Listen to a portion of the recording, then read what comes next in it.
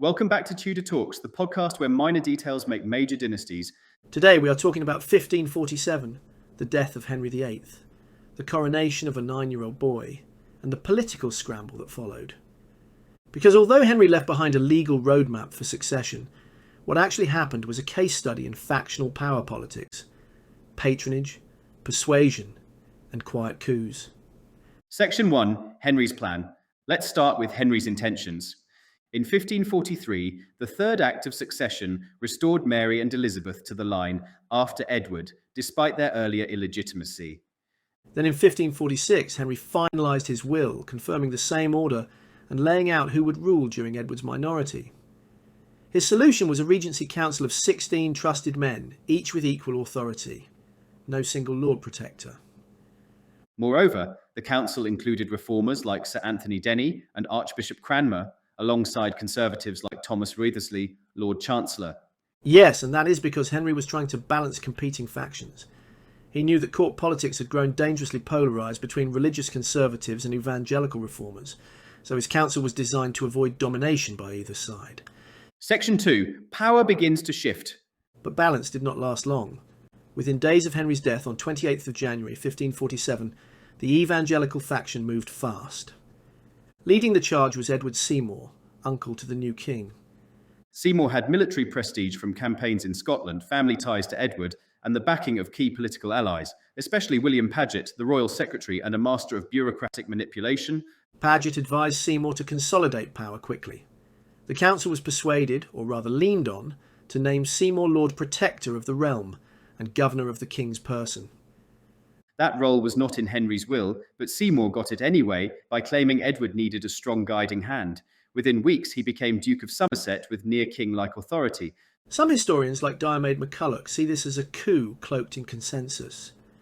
The council technically agreed, but real power shifted decisively to Somerset and his evangelical supporters. Section 3. What about Paget?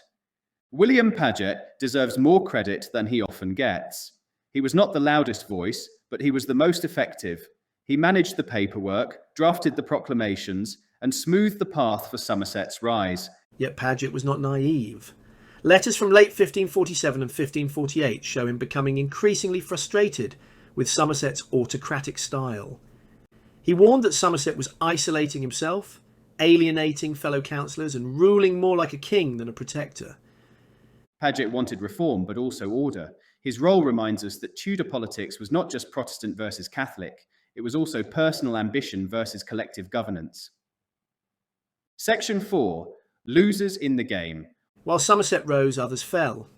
Thomas Wriothesley, once Lord Chancellor and a key conservative, tried to resist the evangelical turn.